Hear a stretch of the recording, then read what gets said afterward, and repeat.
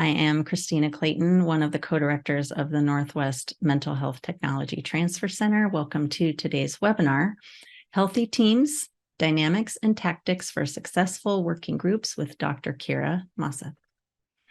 If you have not seen Dr. Mauseth, Kira present before, you're in for a treat. And also we have a lot of things that she's done for us that have been recorded. So we will share that with you later. First, we'd like to give just a brief overview of our network. We have a nationwide network that is supported by the Substance Abuse Mental Health Services Administration, or SAMHSA. We are located here in Region 10, and there's also a network coordinating office along with the other regional centers. This same structure exists for the addiction TTC and the prevention TTC. And our goals are to support resource development, dissemination of evidence-based practices, training, technical assistance, and workforce development within the mental health and behavioral health field. And we're very fortunate to work with Region 10, including Alaska, Idaho, Oregon, and Washington. And now a little bit more about our specific center.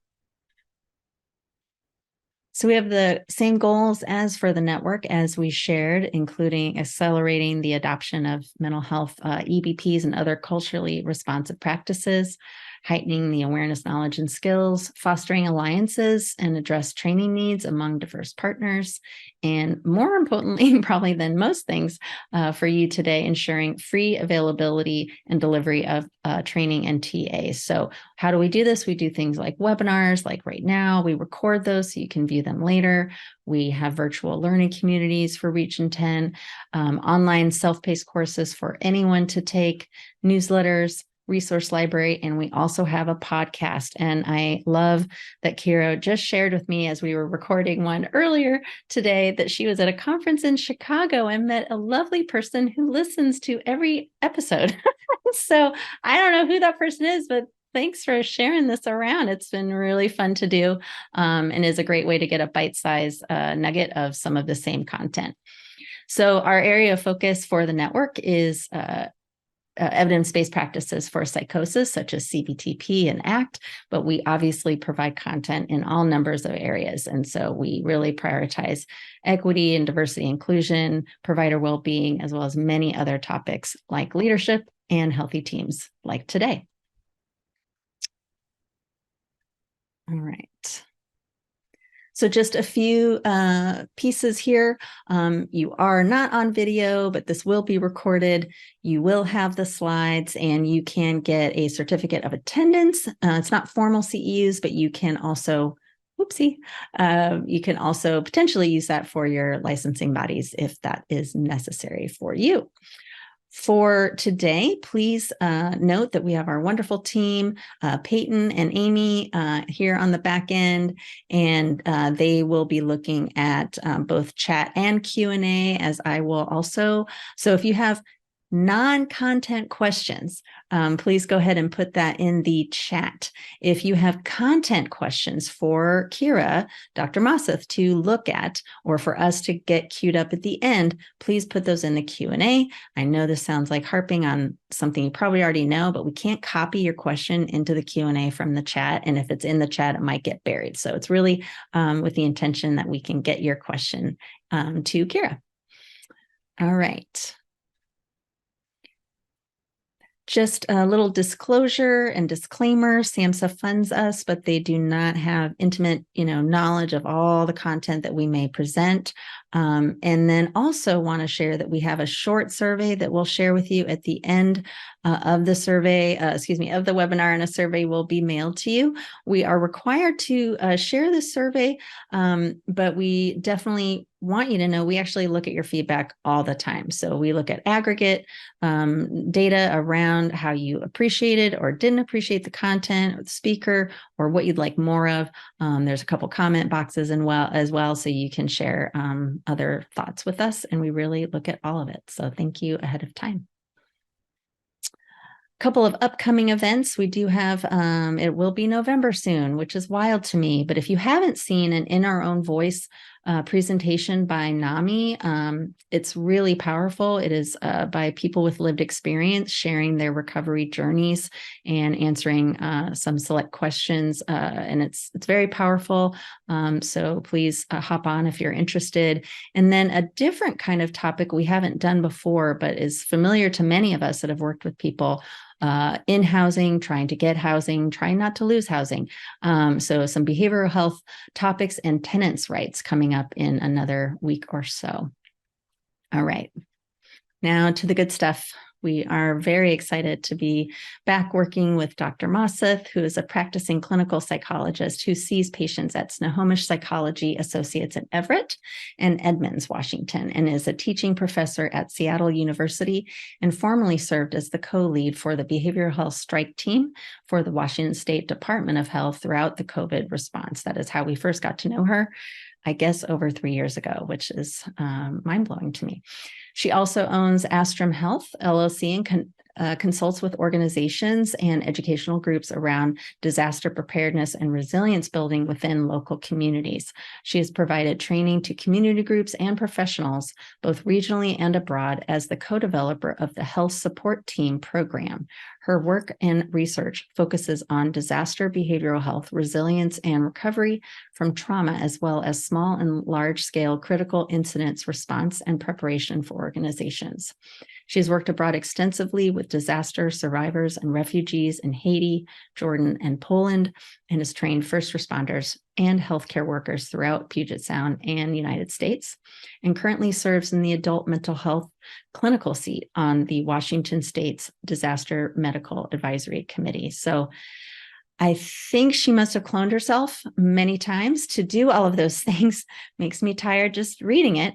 But Kira, thank you so much for being here. I'm going to stop my screen sharing and really, really excited to have you here to talk about this topic. Thanks so much, Christina.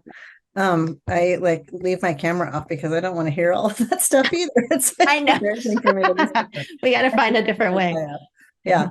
Hi, everybody. Thank you for joining us this afternoon. I hope you can all see my screen okay. I'm sure someone will let me know via chat or something if you cannot. We're good. Okay, we're good to go. Please do go ahead and throw some questions into the Q&A if you would like as we go. I will be pausing to get some feedback from you all about some of the things that you're seeing and experiencing in workplace dynamics in a minute. And we will have some time at the end for me to address the things in Q&A that I'm not able to sort of fold into the talk as I'm going today. So thanks. Yeah, I just wanted to address this. I thought that this would be a really helpful, hopefully helpful topic to get into, because there are so many issues that are coming up with interpersonal dynamics, really. There are lots of ways in which people aren't able to get along well right now, lots of intensity. And so that is really the justification and the interest in why this topic came to be today. I'm going to run you through a couple examples of some common work group or team issues. These are things that I've collected based on talking with leaders, based on talking with team members, doing workshops and trainings, really all over. And I'm wondering if this is going to ring a bell with any of you all. So in general, some of the top issues, and then we're going to go from here into what are the causes of these things, and then what we can do about it for the remainder of the webinar today. So the first thing, stronger, more visible emotions, just emotions out there on the sleeve, on the Zoom meeting, you name it, in person, it doesn't matter. Impulsivity, trouble with making decisions, maybe making decisions that are too quick, responding to others in a really kind of impulsive way, or making big organizational decisions or smaller team dynamic decisions that are without thought or without as much thought. Reactivity, strong reactions, overreactions that you might even, if this is happening to you too, which many of these things happen to all of us, right?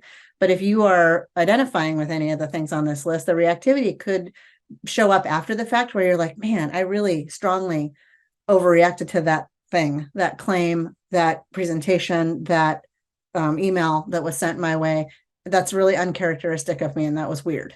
Like this little moment after the fact, right? Stronger, more entrenched opinions, just sort of digging into what it is we think we know to be true, to be false, to be good, to be bad, a little bit more rigidity, a little bit more structure in our thinking, less comfort with flexibility, a lot of anxiety and fear about what happens in the future. Where are we going to go from here? Where's the money going to come from? How are we going to address the staffing issues that we have? What does the market even look like? What does the population in terms of services that are needed? What do those things look like? How are we going to address these big concerns around burnout? And then more frequency of misunderstanding, like someone saying something and having a member on the team really take it the wrong way, or misinterpret what was meant by that and then react strongly to that misinterpretation of things. So I'm wondering if, and I'm kind of suspecting that those might be things that y'all are identifying with right now or experiencing in your teams. So I want to get us going in the direction of where is this coming from and what are we going to do about it?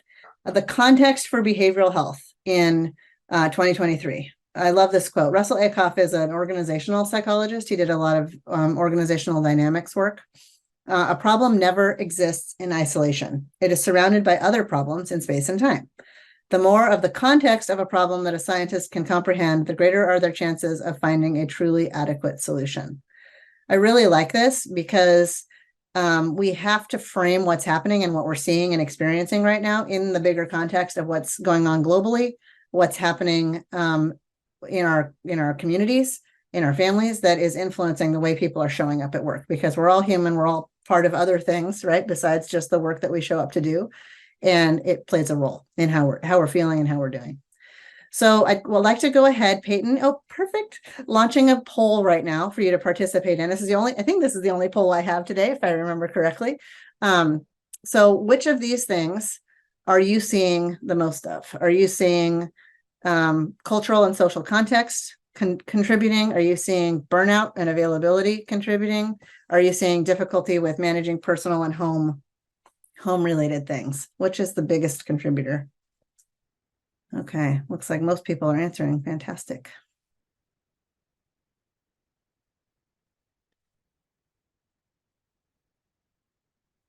Okay. These are really big topics. I should have probably had 5 or 6 different options for you. I just didn't want there to be too many little things. So the first one is really about what we're seeing globally, like the exposure to lots of negative and really overwhelming events. Yeah. In the world, but that's not even a close third. Looks like 2 and 3 are really closer, with the second one being the biggest issue. So Christina, I think this is really relevant to the conversation we were having right before we started the webinar around boundaries and availability. So I'm really going to emphasize that today, if that's the kind of thing that you all are seeing. That's great.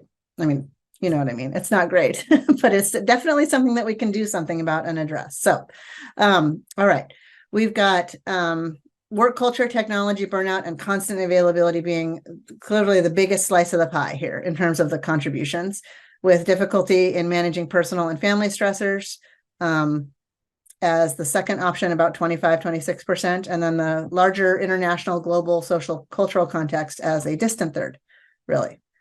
So I'm going to go ahead and end the poll and share the results. I think y'all can see that. Is that working? I'm assuming it's working. I haven't heard anything to the contrary, so I'll leave it up for just a second. Yep. Okay, thumbs up. I'm getting thumbs up. Go ahead and stop sharing that and keep on going. It looks like there's a hand up. If you have a technical question, go ahead and add it to the chat to the hosts and panelists. And if you have a content question, go ahead and put it in the Q&A, and I will either sort of fold it into what we're going to be talking about today. Oh, hand was accidental. Okay. But for those of you who might have a question to ask, if it's a content-oriented question for me, please go ahead and put it in the Q&A, and I will get to it as quickly as I can.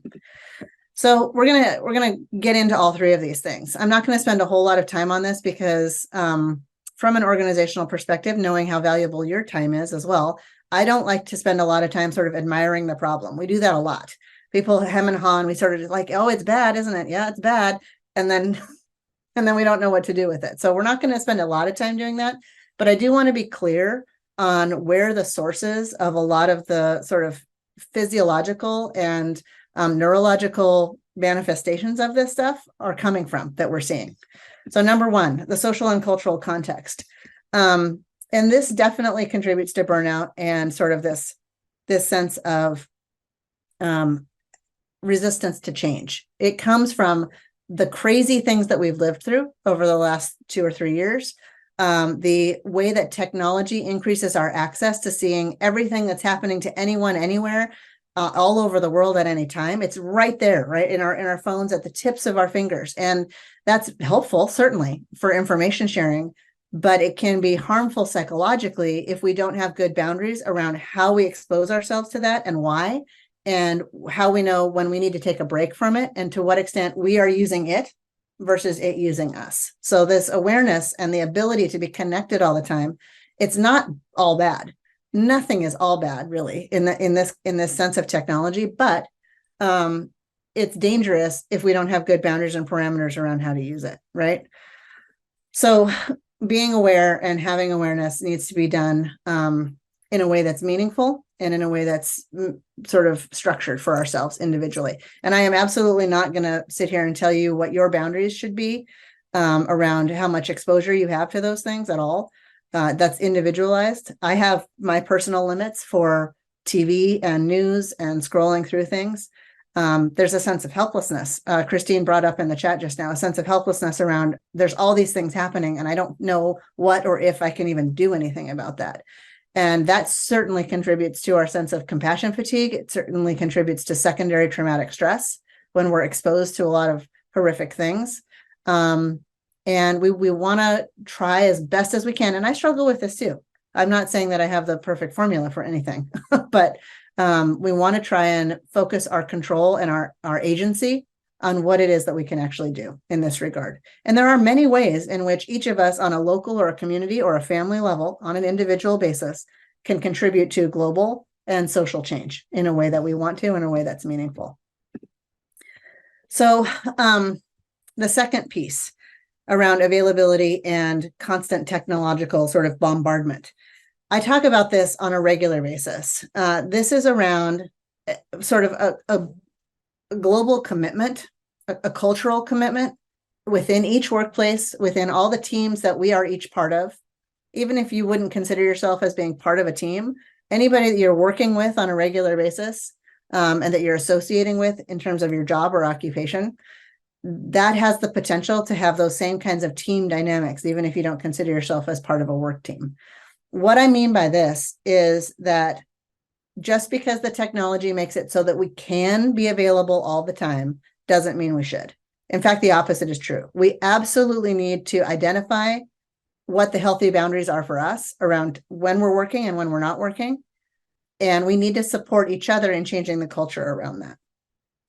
You all, you may have heard me say this before if you've seen another webinar that I've done, but there was it was a tweet actually at the time that came out in 2021, so years ago. And it said, an out-of-office reply in Europe says, I'm backpacking for the summer, I'll catch you in September, right? And an out-of-office reply in the United States says, I'm having kidney surgery on my lunch break, but you can still reach me on my cell phone. And I relate that a lot. Like I said, it's probably not the first time you might have heard me say that, but the reason why I do is because it's funny, right? It's like, oh, that's so funny. But then you're like, oh, yeah, we have a problem here. And we have a problem with cultural context around saying no and what our boundaries are for work. So this is what we need to be headed towards right here.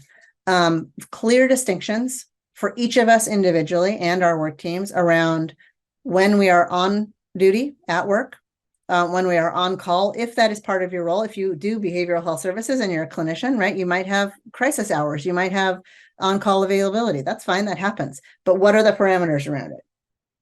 And then you have to have a third box. And the third box is really what's missing for most of us. And that is your off time that is protected when you are not looking at work email, when you're not responding to phone calls, when they need to call somebody else in case of an emergency.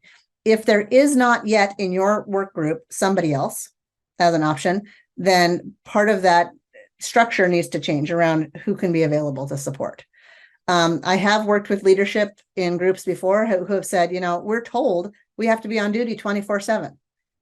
And I'm not sure where that issue is getting relayed, like where it comes from to begin with. But my response to that is that if that's truly the case where somebody has to be on duty 24/7, then there needs to be a system in place to have a rota, a schedule where okay, now is my time on call when I'm on duty, and now I'm not, and I'm not available. And you trade off and protect each other and shift around that. The research could not be more clear that the lack of boundaries is the number one issue related to burnout in the United States. It is. The boundary problem is the biggest contributing factor. And so when we think about like, okay, where is my agency? What can I actually do about some of these things? It has to start with that. If you are in a leadership role, technically or not technically, right? The influence that you have as a leader, so like just, to model for people what healthy boundaries are is hard for me to overstate. It is incredibly powerful. And one of the biggest mistakes that I think most of us can make is saying, yeah, I need to take good care of myself. I need to have better boundaries, and then not doing it in a way that's observable to other people. That just perpetuates the cultural problem, right? So really standing up and making a commitment. I got, this was very exciting. It almost made me cry. I was so excited. I got a superintendent of a school district in August to say that they were not going to send emails after 7 p.m., period. And I thought, well, okay, we'll see. That's a great goal, right? If you can do it, that is the most powerful thing that you can model for someone else. Because it says, not only do I prioritize this for my team, but I'm willing to step up and show you that I'm going to walk the talk, right? And not just make it a thing, but actually do it too. All right. You can influence people so strongly by modeling, right? Like just doing it for yourself has a nice ripple effect when people observe behavior. We don't do what we're told, right? We don't do what other people tell us to do. We do what is being shown to us. We copy behavior just in general. Lots of social psychology research on that. Okay, this next bucket is around personal and family stressors. This was another one that you addressed quite a bit. So this was, I think, 25% of the pie on the poll, if I'm not mistaken. What is part of what is going on here is that when we feel unbalanced in our work life, and if we don't have any boundaries, that's certainly a huge sense of unbalance. And when we have news and exposure to things that are either traumatic or secondarily traumatic, or the work is just really hard that we're doing, like we're hearing people's personal stories and watching struggles, this can play out in the amount of energy, the amount of bandwidth, the ability that we have personally and emotionally to manage stressors at home, right? It's all part of the package of who we are when we are engaging with our busy lives. So there are ripple down effects, right? When, it's October 30th, we're heading into this RSV flu. It's just respiratory illness season. There's always, as a working mom too, I have young kids. They just come home with all kinds of stuff from school, right? Like day 2, it's like, oh, here's the cold that our family is going to keep passing from one person to the next. So we can't ignore the extent to which those sort of things that we juggle, not just sick kids, but interpersonal dynamics with our partners, our relationships, our friends, how we engage with the stressors of our personal life makes a huge difference in terms of how stuff plays out with our work teams and amongst each other. So it's all connected, right? This is not like there's any single thing that's out on an island not affected by these sets of stressors, I'll say. So when we experience job stress over time, we have these 3 buckets of things that can happen to all of us. So burnout is the one that y'all are probably the most familiar with.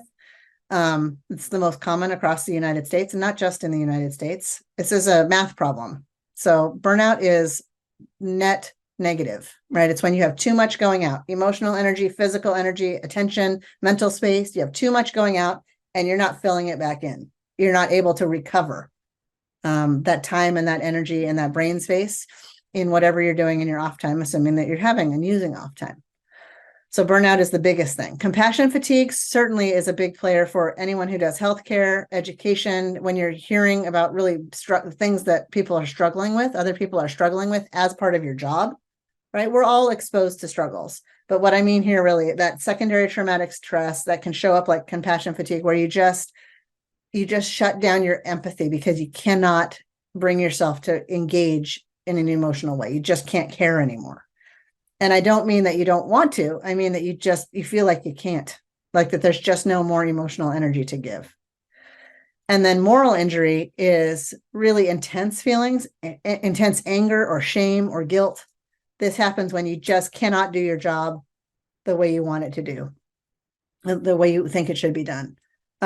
Lots of people in healthcare have felt an extreme sense of moral injury. Lots of educators that I know and work with have felt an extreme sense of moral injury because the resources aren't there, either the staffing resources or the class ratios, the paraeducator support, the ability to have a sick day and take time off. It can be maddening. And so moral injury is one of those, it's sort of the newer addition to the job stressors over time, but it's quickly becoming more common in the United States. So briefly, what do we want to focus on for burnout? I mentioned this a lot before. I really want to emphasize it today. So that's why it's coming back around. Healthy and clear boundaries around your time off and your time on. Not being afraid or starting to be willing to be brave. I guess I should say it a different way. Let's be willing to be brave and say, nope, I cannot. No can be a complete sentence. Saying, I'm not available for that, but let me help you find somebody who can be. There are lots of different nuances depending on your personality and the work that you do. I don't begin to know what y'all do for your jobs, right? I have a sense of it from where you got access to the webinar, but saying no and saying I can't or I'm unavailable, it's an important part of all job functions where burnout is a risk. I think I can say that unequivocally in my opinion. So you want to avoid just saying yes because that's just what you're used to. You want to work on feelings of guilt because that can build up and become moral injury in the long run. You really want to practice establishing your time off.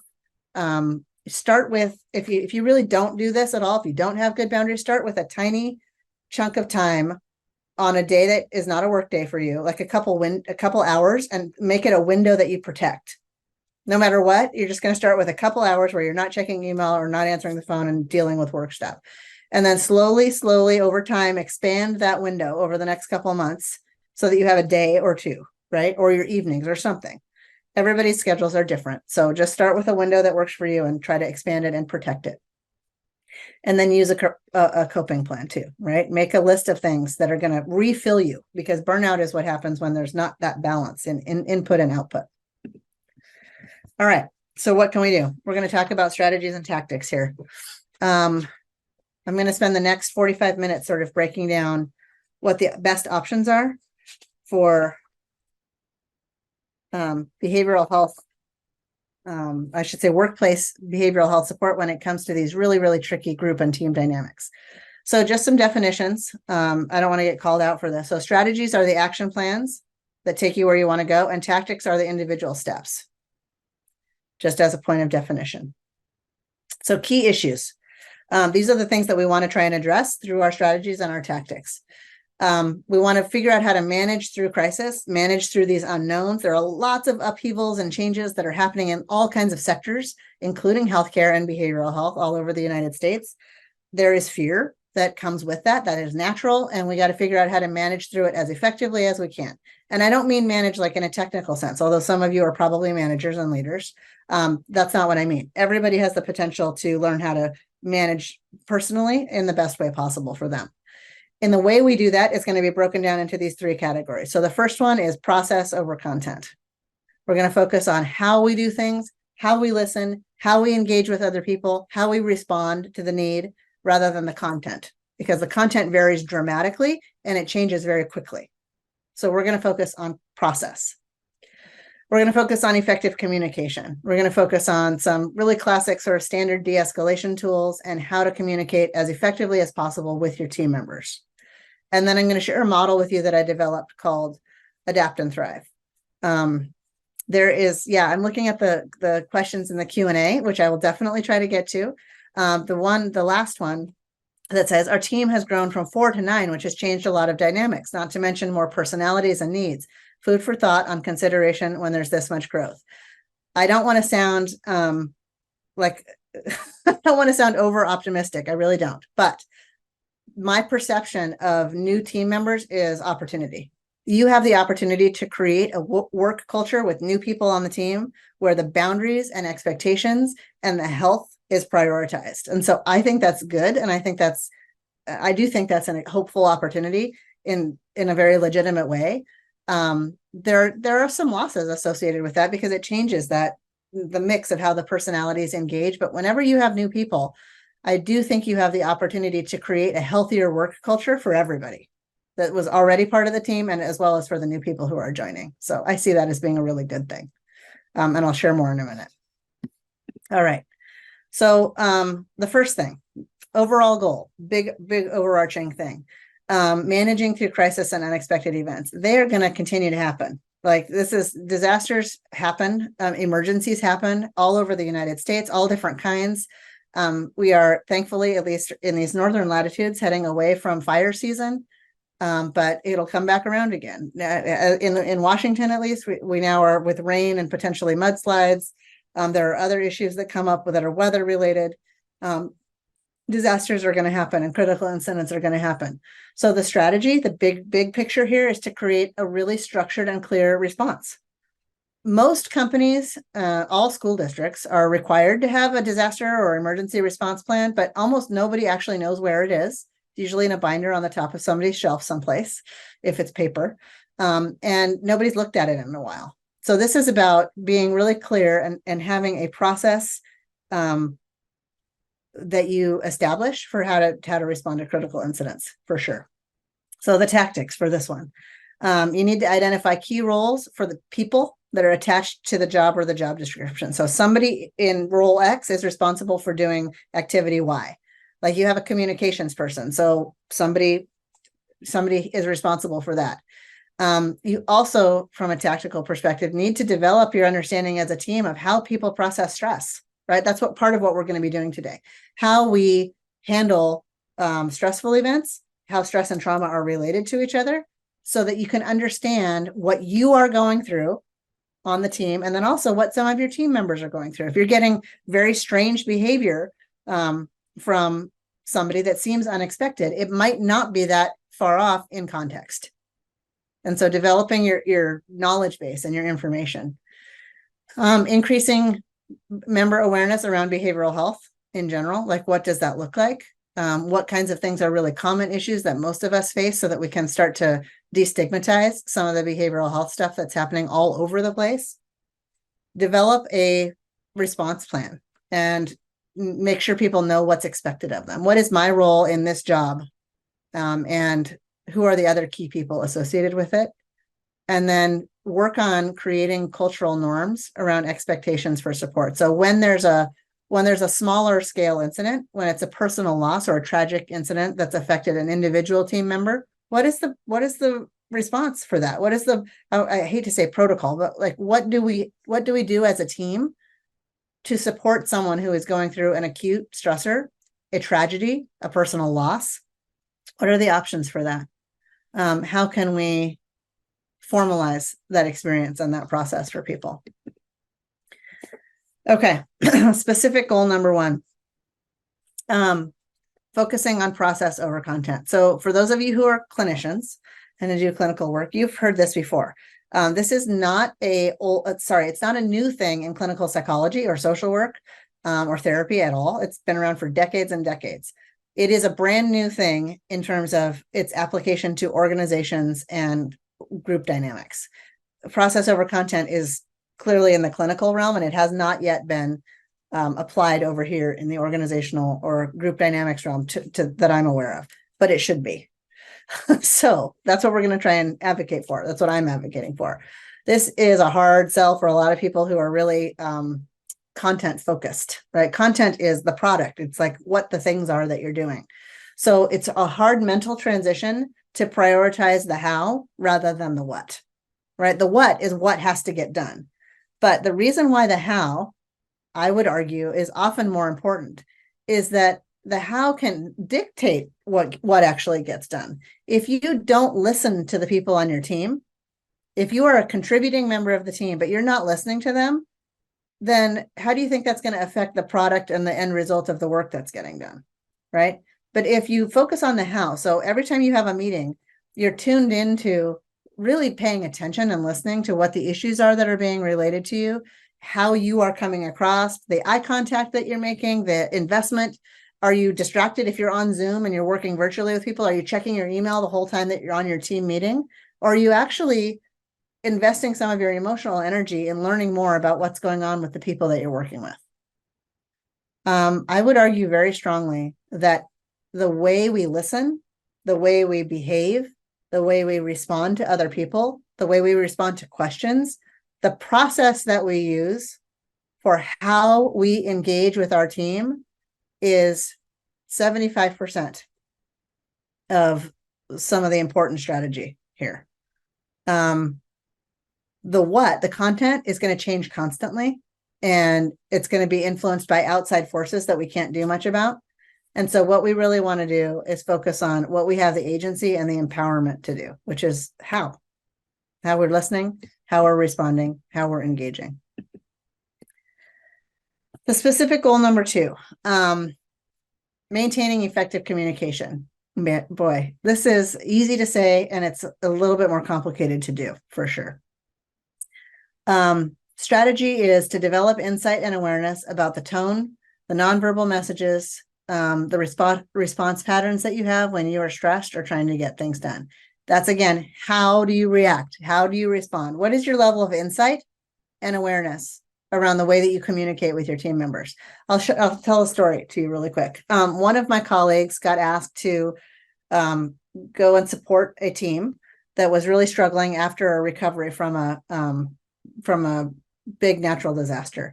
And in learning about what was going on with the team dynamics, what he came to realize was that one or more of the leaders was actually a big part of the problem. So the leader was asking for help, like, my team is falling apart. But upon learning and inquiry, like, what's going on with this team, what he discovered was that they didn't have regular meetings with each other. There were no one-on-one check-ins. When they did have a team meeting, the leader wasn't present and wasn't participating. So the leader had asked for the help, but had yet to develop some of the insight and awareness around what they were doing to contribute to the overall functioning of the team. It really, really starts with insight and awareness so that you can figure out what you need to change, right? So the tactics, how do you get there, right? Engaging in more active listening and stepping away from problem solving. That is really hard to do if you are a task-oriented person, especially if you're a task-oriented leader and you're focused on content, right? This is not that. This is not about solving problems. This is about learning more about what's happening with the people on your team in general. This is also about applying evidence-based de-escalation techniques when you need to. When someone's in crisis, when they're really having a bad day, when they're just acting kind of out of character, like, what are the ways you can interact with that person that's going to be effective and helpful? All right, so effective communication, we're going to break it down a little bit further. This is about recognizing how activated your body is in response to a potential threat.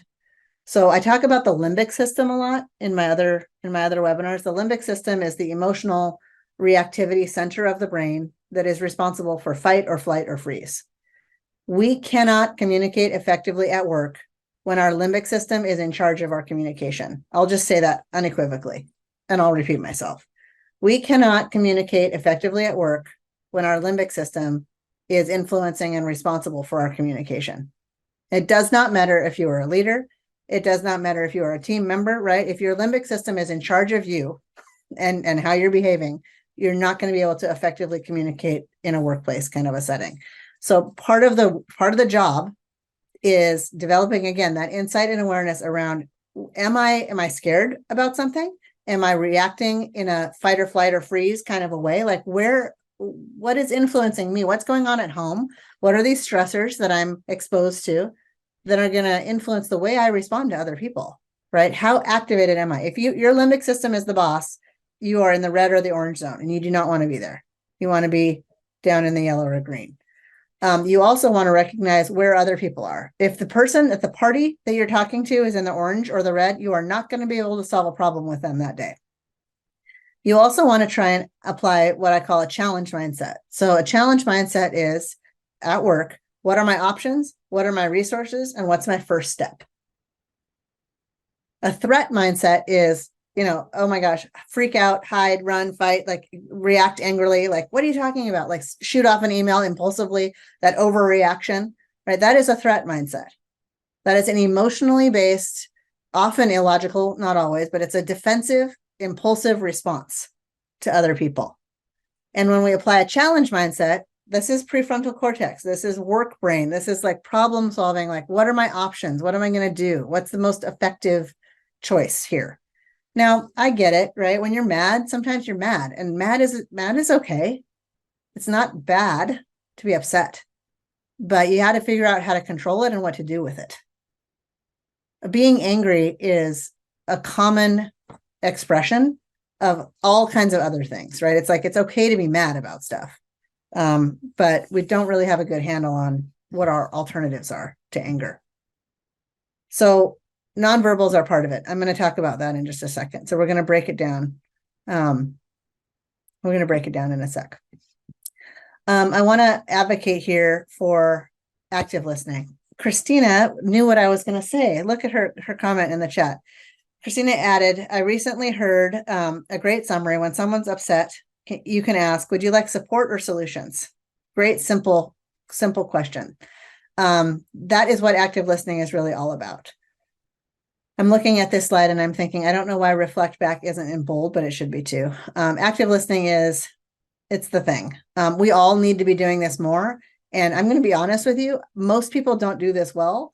And most people who think they do it are probably not doing it very well. So we all have room to improve when it comes to active listening. It's a hard sell. And the reason why it's a hard sell is because I've actually had someone say, like, I don't feel like I'm helping. But that's actually the point. Ironically, you're not trying to help someone when you're actively listening. You are trying to understand them. And through that understanding is support and connection, right? So you're not trying to help them by fixing something for them. You can't. Often, in so many cases, the things that are stressing us out, that are so hard to deal with, often those are not something that a work friend or a partner is going to be able to solve for you, or a manager or whomever, right? But if you are willing to try and understand more and learn more about what someone else's experience is, it's kind of magical, because it can, which I hate to even use that word, right? It's also science-based. It shines light for them on what their options truly are. It helps them feel more connected to you, because they're sharing, like, what some of their struggles are. And it can help them identify kind of a path forward, for sure. So active listening is, honestly, if there's nothing else that you take away from this webinar in terms of how you're going to function on your team in a different way, I would want it to be this, to do this better and to do this more often, more frequently. It's really the thing to do. Okay. Yes, to active listening. Okay. So de-escalation. So these are just I have a model that I'm going to share with you briefly around best practices for how to kind of manage these really intense emotions, these strong reactions. I have a t-shirt that I did not wear when I'm doing a formal webinar online, but I have a t-shirt that says per my last email, and it shows a woman boxing, like per my last email, because the per my last email is like the workplace appropriate way to say, did you not read what I just sent you? Right? That like strong reaction. And then you're like, delete, delete, delete, delete, per my last email, right? And you filter it and yeah. We've all been there, I hope. I don't think it's just me, or they wouldn't have a t-shirt that says that. The point that I'm trying to make is that having a handle on some of these de-escalation skills and some awareness around where your options are to regulate yourself better go a long way when it comes to group and team dynamics. So the first thing you want to be in charge of is yourself, right? You cannot help someone else regulate themselves, whether it's a kid at home in your family environment or whether it's a coworker. You cannot regulate someone else when you are dysregulated. That's not going to work. So you have to start with yourself. One of my stories, I have many about this, but I teach de-escalation a lot. And in one case, we were working in a refugee camp, and we were it got dark, and we were trying to get a ride, and it wasn't very safe. And one colleague came to pick us up, and he was very upset with me, like, why didn't you call? Like, this isn't safe. We got to get out of here. And he was actually scared, but he was very angry with me. And I didn't handle it well. I was tired. It was the end of a lot of really hard work. It was hot. It was uncomfortable. And I just got mad back. I just started yelling back. Right. So he was yelling at me. I just started yelling back. I had just gotten done teaching de-escalation, and I couldn't handle myself. I couldn't regulate myself well enough to not yell back at him. And one of my colleagues was like, elbow, elbow. Nice job with the de-escalation there, Doc. I did not do well, right? We all have times when we cannot de-escalate someone else because we can't regulate our own response. It happens. That's normal. It's okay. It's what we do with it that matters. We gotta focus on our posture, our nonverbal messages. One of the most powerful things we can do on Zoom or in person is just to slow down, right? If I just slow down, I know I talk really fast. If I take an observable deep breath and I just pause and I sort of lower the register of my voice and slow down the rate of my speech, and I calm down a little bit, I can have an effect on the energy, even through a camera on Zoom, just by regulating myself to that degree, just slowing down a little bit, right? Part of that is because we have mirror neurons. So when I calm down, even through a camera, you might have taken a deep breath with me. I don't know if any of you did. You might have taken a moment to slow down, right?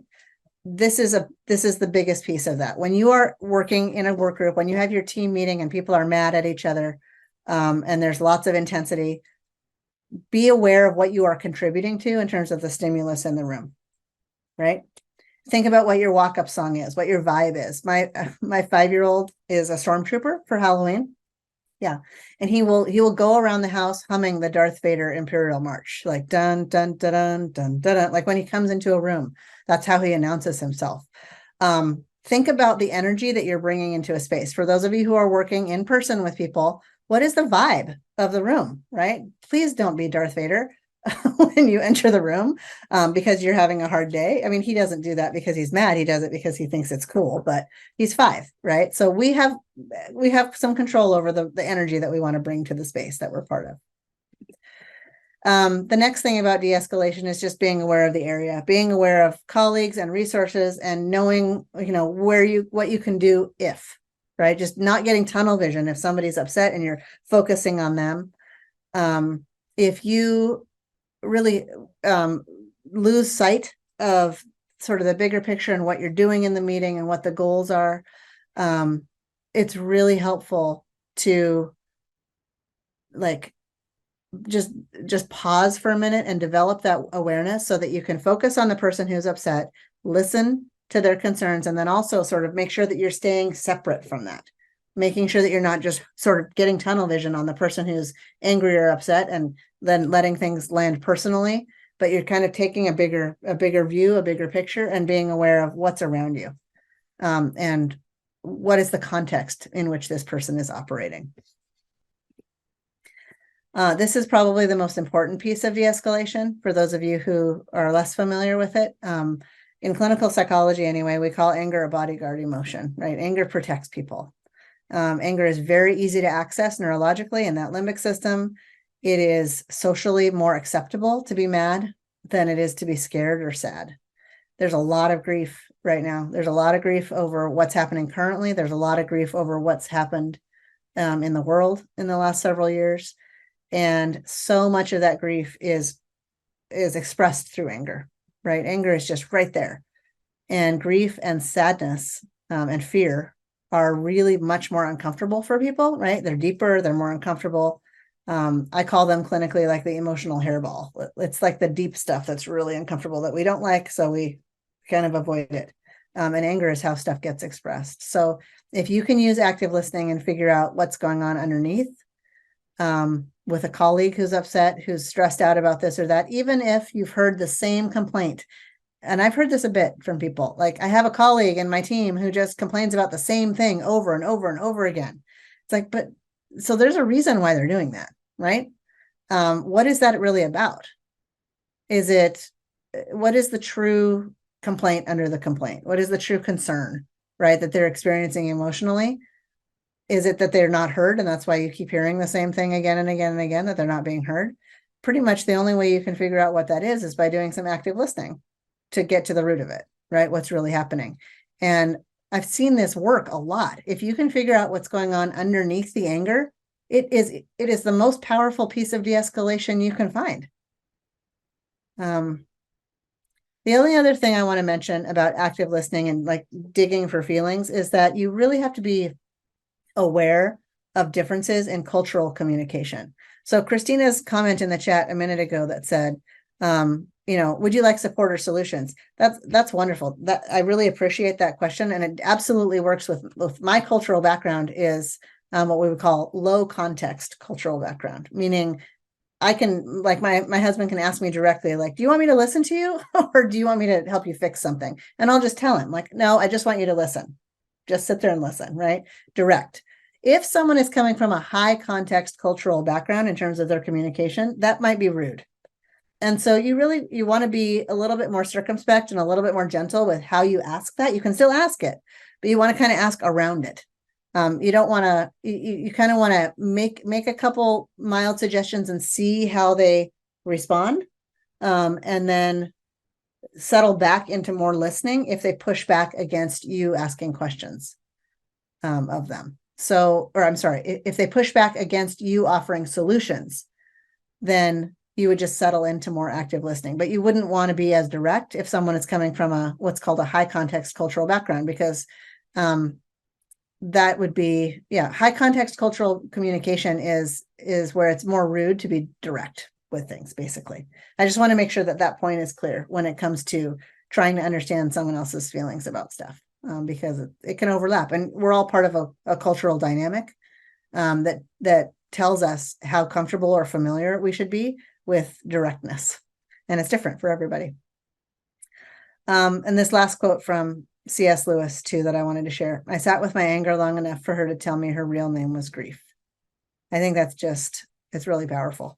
And I think a lot of us are grieving a lot of things right now. That's a different talk, maybe for a different day.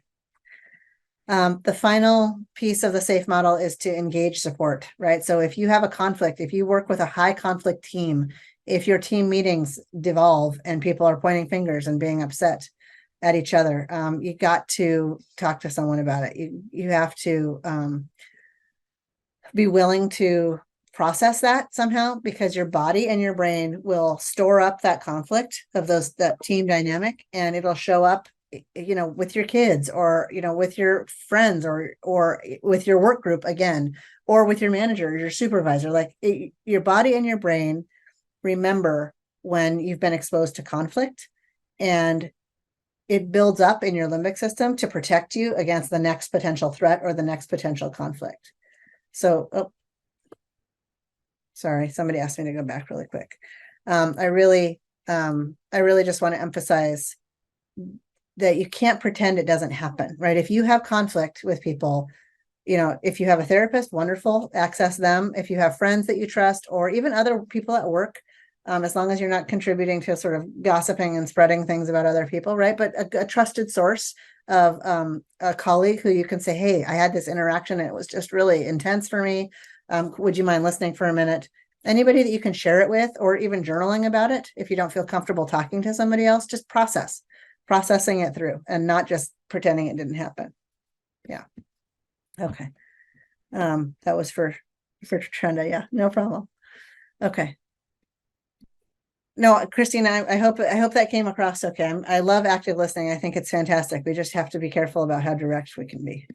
That's all. No, that's such a great point. No, I really appreciate you bringing that up. Awesome. Okay. Specific goal number 3. We're moving on. This is adapt and thrive. So I'm going to share with you a model it's called Thrive. I have adapt too, but there wasn't time and space for that today. So adapt is a process. And thrive is what we're going to focus on today, which is actually ironically content, when I told you that we should be process oriented instead of content oriented. But thrive is going to be the key features of what the research suggests are consistent with healthy teams. So these are the things that healthy teams all over the world focus on and do more of than unhealthy teams. And there's a lot of organizational literature on this. And lots of books that are out there and published things around sort of organizing these things thematically. And I tried to synthesize it for you and put it into this model called Thrive. So that's the purpose of it. The reason why I'm showing you this tree is because this is the ohia. It's Ohia lehua, and it's a native plant in Hawaii. And the reason why it's so special is because the ohia has developed an incredible natural ability to adapt in really difficult environmental conditions. So the ohia, it's wonderful. It holds its breath when it senses a volcanic eruption. And what I mean by that is that it senses when there is sulfur dioxide being released into the air, and it stops breathing, and it holds its breath until it senses that the danger has passed, and it can breathe in carbon dioxide again and then expel oxygen. So that's the plant that's the process that all plants use, except for that the ohia is the only one that can basically stop breathing and hold its breath until the danger has passed. And as a result, you can just look at the background of this picture. It's the only thing that lives.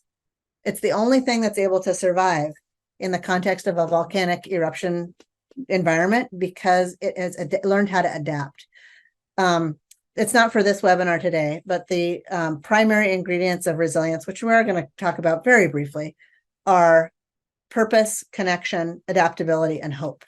And adaptability, in my opinion, is the most important piece of resilience. That is, if we can't adjust and we can't figure out how to make things work for us, it doesn't go well, psychologically or practically. And the ohia is a wonderful example of adaptability. So the model that I've developed is called Adapt and Thrive. And I wanted to show you the ohia as a representation of the adapt part before we move into the content of Thrive. So these are the takeaways if I were to synthesize what the literature says on organizational dynamics, right? The key features of healthy teams. These are them. So Thrive is transparency, health, resilience, integration, values and vision, and effort. And I'm gonna break down each one for you. So the first piece here in Thrive is transparency. Transparency is about not having a lot of secret keeping at high levels. It's about modeling desired behavior, boundaries especially, and having leadership and all team members basically do what it is they say they're going to do. So if you're going to do something and you're going to follow up on a thing, that you need to do it, right? It's not about just talking a lot about things. It's about actually modeling and engaging in the things that you say you're going to do. It's not about just prioritizing resilience in terms of words, right? It's about showing that in terms of behaviors and actions. Everybody that's part of a team has the ability to model this. Transparency also means calling things out when they're unjust. It means calling a spade, right? Saying like, this is what it is. This is the nature of the problem as I see it. Making sure, the way, focusing on how you do it, right? There is a way to be transparent that is going to make other people defensive and fire off the limbic system. And there's a way to be transparent where you can be curious about things and question things and ask good questions about why is it that we do it this way, right? Rather than why do you do it that way, right? There's a tone, there's a way to be transparent with your curiosity. And if you are a leader and you have access to information that other people don't have about staffing or budget or things like that, some of the research has shown us that it's really important for leaders to be transparent about what they don't know. So it might be a natural inclination to play it close to the vest and not, it's like, well, I don't know the answer to that, so I'm just not going to say anything and let people speculate because I don't want to tell them the wrong thing. The letting people speculate part is the bad part for group dynamics. Transparency is around saying, hey, I do not know where this is going to go. I don't know, if there's some from above, like somebody giving us direction about what happens with our team or group, but here's what I do know. It could be A, it could be B, it could be C, and that's what we're working with. And that you're sharing that in that space with them. You're being transparency about not good news, like, yep, we are going to lose some money or we're going to lose some staff, or transparency around what it is we don't know and we're still waiting to find out. It's kind of old school. The idea that leaders especially need to just have a lot of information and not make it accessible to others. That's kind of an old school way of thinking. And the research has borne out that that's not entirely helpful, right? If you're talking about a healthy functioning team, transparency is a piece of it.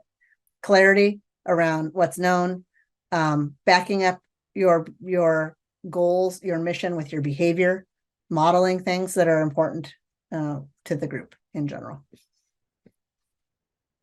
Okay. The H in Thrive stands for health. So I'm going to share this funny meme. Okay, this is something that Christina and I talked about at the beginning. Every company would like to promote mental health in the workplace. Employees. Okay, how about hiring some more people so we feel less pressured and increase our pay so we can keep up with the cost of living and we're not so stressed out?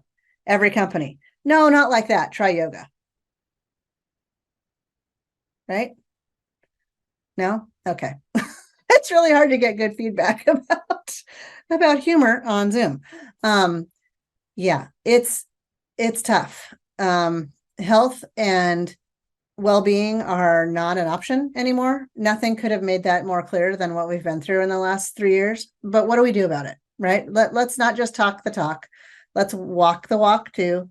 And let's prioritize it in terms of action items and behavior. So this is about acknowledging, and it's sort of on a cultural acceptance level, that wellness it's not an option. We have to focus on behavioral health. We have to include behavioral health in our conversations. And be more transparent about behavioral health needs. If you need that time, or if you need that space, or if you need some additional support, we need to really call it out there. And it's about, I'm just going to say this because it's my opinion after all. It's about putting resources behind this. It's not about just talking about it. It's about spending money to prioritize it. It's about making sure that your time is used in a way that's going to support health. And not just, go do this on your off time. It's around organizations and companies adjusting the culture to prioritize this with resources, people resources, financial resources, time resources, all of it. Not an option from where I'm sitting. Christina and I were talking about this earlier too. Like, what happens if we don't do this? It's like, well, we know what happens because that's part of what we're living in. What we know happens is that behavioral health becomes a bigger and bigger issue, and burnout goes up, and staffing shortages also go up because people aren't willing to engage in work that's completely non-sustainable in the long term. We need to make it sustainable because it's really good work, right? And when it's going well, there is so much joy and so much connection and so many healthy things that can come from it. Any kind of human service stuff, right? Behavioral health support, healthcare in general, and education. Very, very, very rewarding work when we prioritize some of these basic things in a logistical way, not just a discussion way. Okay. There was a comment in the chat. The nonprofit I work for creates 6 to 8 hours of paid wellness time as part of our work week. That's what I'm talking about right there. It's been so helpful because that's putting the resources behind, and it's a nonprofit. So I'm guessing there aren't, there's not a ton maybe. That's really, really awesome to hear that it's been prioritized to that degree. I hope people are hearing that. Good. Okay, so I mentioned earlier resilience. It's another buzzword that's been talked about a lot recently, and it's important, but I want to make it operational for you as well. So purpose. If we're going to use the example of a tree to remember the pieces of resilience, purpose is the fruit of the tree. It's what you're producing. Purpose is around establishing meaningful goals for yourself. It's not about goal setting by itself, and it's not about just doing things that matter to you. It's about the combination of the two. So your sense of purpose is yours alone, and it's individualized for you. And whatever it is a combination of the things that matter to you, the meaning and the impact that you want to have in the world, and the goals that you're going to set and the steps that you're going to take to reach it and get there. That's what purpose is. It's a combination of things. This is the stuff that matters, and these are the steps I'm going to take to get there.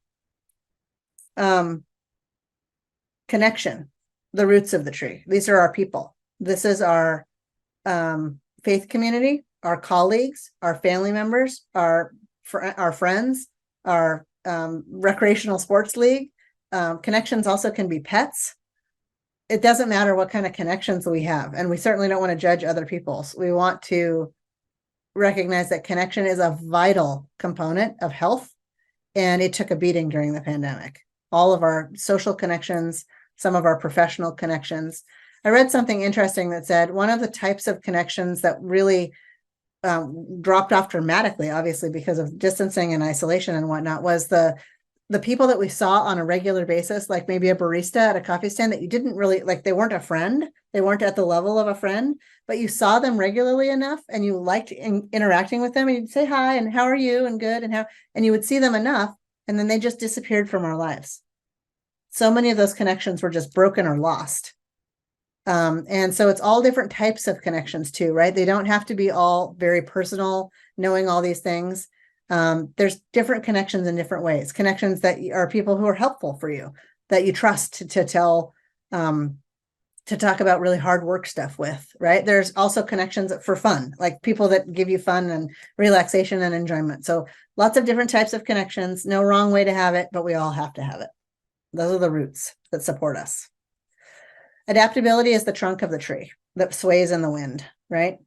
That's the hardest ingredient of resilience. If I were to make an argument that one is more difficult than the next, I think adaptability is the hardest one because we don't like change.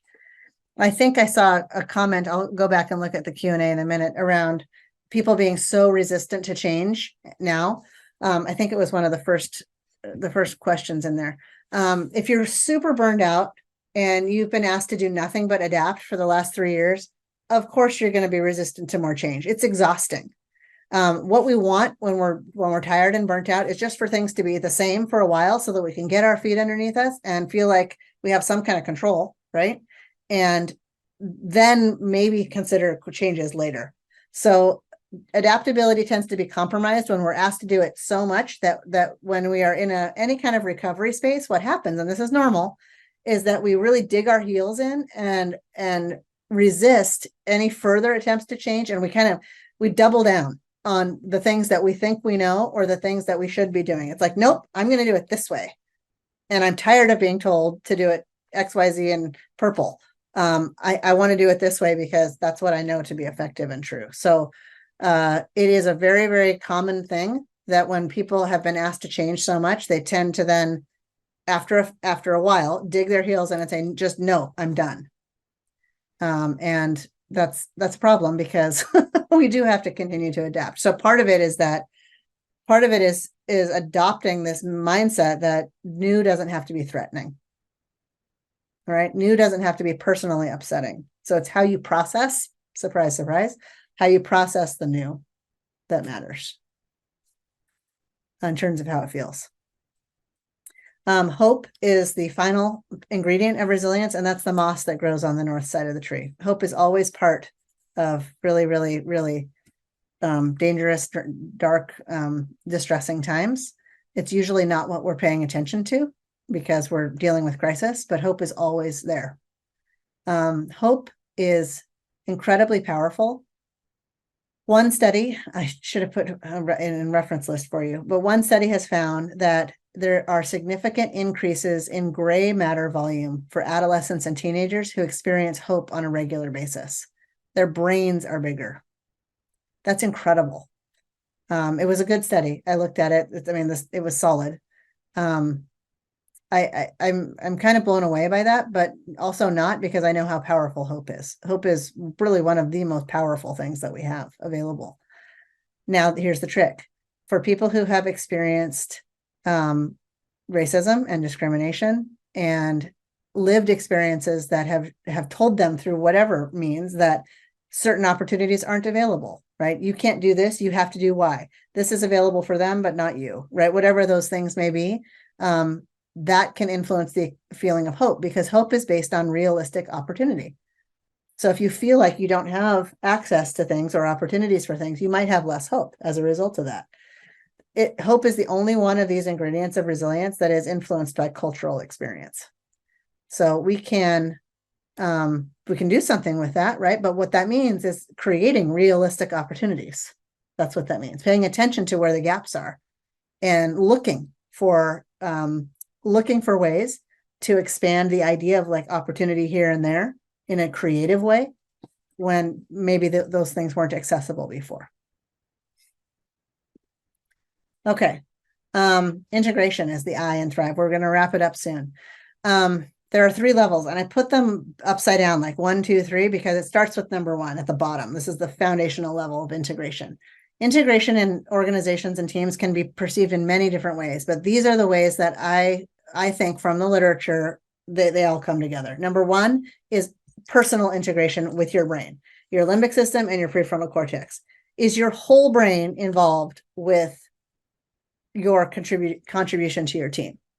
Are you in a limbic response mode when you are engaging with your team members, where you're feeling frustrated, when you're constantly maybe feeling threatened or defensive? That is limbic system. The prefrontal cortex is the part of the brain, remember, that says delete, delete, delete. Per my last email, like, it's thinking about consequences, it's thinking about details, it's thinking about strategy. The prefrontal cortex is the organizational brain. The limbic system is the emotional response brain. So we got to get those 2 things on the same page so that your whole brain is responding at work.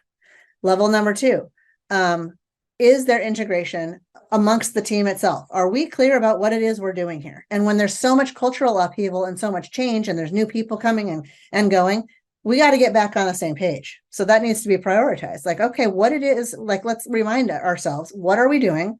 What are the goals we're trying to achieve? And what are the individual pieces of responsibility that are associated with that bigger picture? When you lose sight of your bigger picture, like where it is you're going, you've lost your roadmap. It's like, well, here I am wandering around doing my day-to-day work, but I don't know where we're headed. And so integrating the team with itself, or all the members of the team moving together, hopefully in the same direction. Number 3, from a larger group to the public or external partners, what is the role and reputation that we want to have, right? Thinking big about that. That's integrating the choices and the tasks and the mission with the need in the community, or where you see the gaps being. Integrating those 2 things so that they're going well together. All of that type of integration is related to positive mental health outcomes. People enjoy their work more, they're more productive, it's more successful, things are more efficient when people know what it is they're supposed to be doing and they're on the same page, and you've got that nice brain balance going on. So integration and cohesion are a really big component, very powerful component of successful groups and teams. Okay. The V is values and vision. So this is about doing some exercises. If you haven't done this recently, like post 2022, like thinking about this year, thinking about into 2024, what do we want our core values to be as a team? What are the things that are really important to us? What are the things that are important to me as an individual that I can contribute to the team? What are our opportunities and challenges? There's another comment in the chat about, as a company, we've also found that providing opportunities creates loyalty and joy. Sure, it does. Absolutely. That's a great example. Like, what are some new opportunities? Maybe some continuing education credits that are free. Maybe some access to that information. If you prioritize, if you know what your values are and you prioritize them in the work that you do, it will feel better. There are very, very few always and nevers in clinical psychology, right? Or in psychology in general. There's just very, very few things that you can say it's always this way or it's never this way, because people are complicated and things are complicated. If you have difficulty working with a team or working with a group and having tough conversations, if that's really uncomfortable and hard for you, and you take a step back and you ground yourself in your core values, meaning the next time I go into my team meeting, I am going to be practicing this core value, whatever it is. And they're all individual, right? So it could be, like, for me, gratitude is one of my core values. Hope is one of my core values. Strength is another one. Love, right? So if I'm going to be grounding myself in those core values as I am listening to my team members, as I am interacting with them, it is always going to go better. It is always going to go better, because no matter what happens in the meeting in terms of content, when I walk away from the meeting, I'm going to feel better about what I was doing there and how I responded and how I reacted and how I behaved. So if you are grounded in your core values, and if the team is grounded in what are the things that are fundamentally important, and that you're using that to operationalize your tasks, it's going to go better. So values and vision. And the last piece of Thrive here is around effort. This is around acknowledging how hard it is. This is around being willing to learn how people like to be celebrated, appreciated, acknowledging the work that's done in a way that lands, right? Not everybody wants to see their name in an email. Some people want to see their name in an email, some public recognition. Some people just want like a little one-on-one, like a little, hey, do you want to go grab some coffee? I really appreciate the hard work that you did on this project, right? It's different for everybody how we prefer to be appreciated. It's like the 5 love languages, but workplace appropriate. So it's the 5 languages of appreciation. But acknowledging effort from management down to the team or amongst the team itself. You do not have to be in a official leadership role to express appreciation and acknowledge effort that someone else is making. This is a big one for increasing cohesion. Okay. I'm going to sum up. This is it. And then we'll do the questions. Best practices for healthy teams. Communication, right? More transparency around what's happening, what the options are, where we might go from here. More active listening. I should bold that and star that and have that be like more active listening. Slower, more intentional responding with low defensiveness. Just slow down how you react. Be willing to interact with other people in a way that doesn't increase defensiveness. Recognition of effort, expression of gratitude, being aware of limbic responding. Are you activated? Are you feeling dysregulated? If you are not going to be able to do a lot of problem solving right then, right? An operational focus on wellness and resilience. This means programming, logistical support, putting resources towards it, boundaries, right? A culture where behavioral health is prioritized. You can't have that second bullet without good boundaries. It's impossible, in my opinion. You cannot have a resilience-oriented wellness culture without boundaries as being part of it. Cohesion and shared knowledge around what the group is doing. What are we working towards together? So those are them. Thank you very much. I'm going to stop share and see if I can get to some of these questions. I have enough time, don't I? I have a few minutes, unless I thought about. Okay, good. Do you want me to read them or just have you look at them? I'll just read them. Okay. It's okay. Yeah. Okay. So it looks like there's only 3 that are left up here. It looks like some. Yes, okay. It seems that so. Okay. If I missed something, let me know. I'm seeing educators who are burned out and really resistant to changes or improvement. Tensions are running high. How do you get everyone to a point where you can make things better? So we're going to start with a softball. Really easy question there. No problem.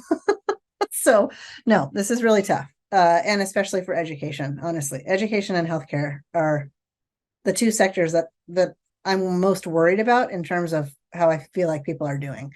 I was mentioning how when people are forced to adapt, they tend to double down on what it is they think they know and really dig their heels in for more change.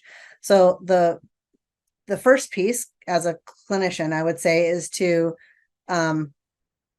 bring awareness about that sort of limbic response, right? If people can not feel threatened, and there's been lots of reasons to actually feel threatened, like that's real, right? It's not that your body is responding in an inaccurate way. It's that as we move forward into 2024, it's around learning how to modulate, right? That limbic response is going to happen sometimes, but we need to be in control of it as much as possible. So not just operating from a threat response mode all the time, but teaching people what the difference is, teaching people how to recognize when they're responding from a threat response place versus when they can slow down and just kind of think about it and process it and then respond. So a little bit of psychoeducation, a little bit of practice with that modulation skill. The parasympathetic nervous system is what makes us calm down and recognize I'm okay now. This is not a threat. And I think people need to be aware of that information and then somehow have exposure to practice those skills. That's what I would say is essential for that. Okay, sorry, I'm not, that's not sufficient, but that's, I think, all I have right now. What should a team member do when a coworker isn't doing tasks that they were hired to do, but management won't hold that coworker accountable? Don't give up on asking management to hold the coworker accountable.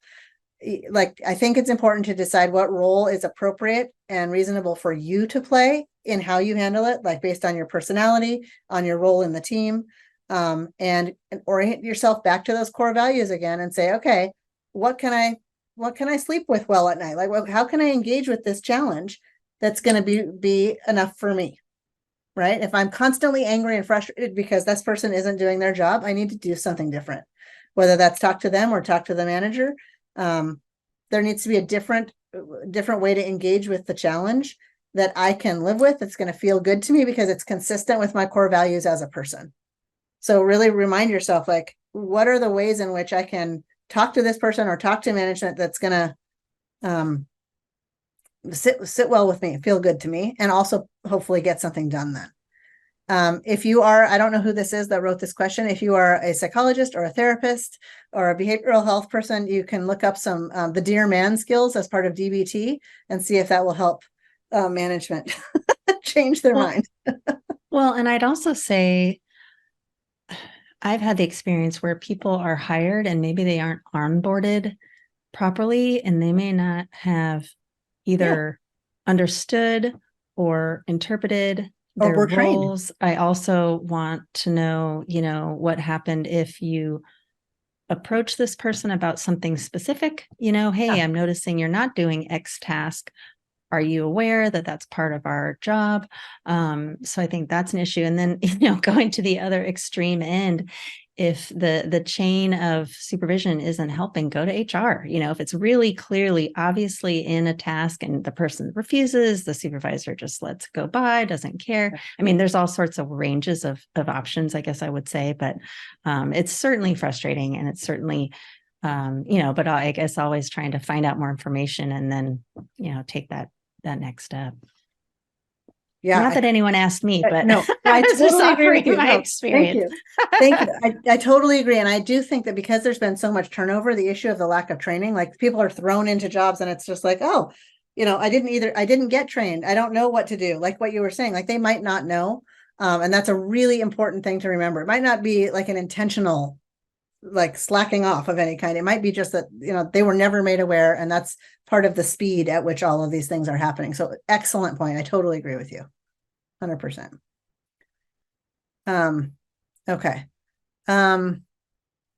Doug said, I had some nursing students shadow recently who are focusing upon leadership. We were discussing self-care and burnout and noticing that the solutions often target the individuals. There doesn't seem like enough pressure on and targeting of agencies and management leaders and the profession as a whole to address the reasons. Yeah. Pressure to structure in a civil pace of productivity, the things we need to do to fix it, basically. Wondering if you want to comment on this. Yeah. I will talk to anyone who will listen to me. Leadership, it doesn't matter who it is. I agree with you completely. And it's come up in almost all of the training workshops that I've done.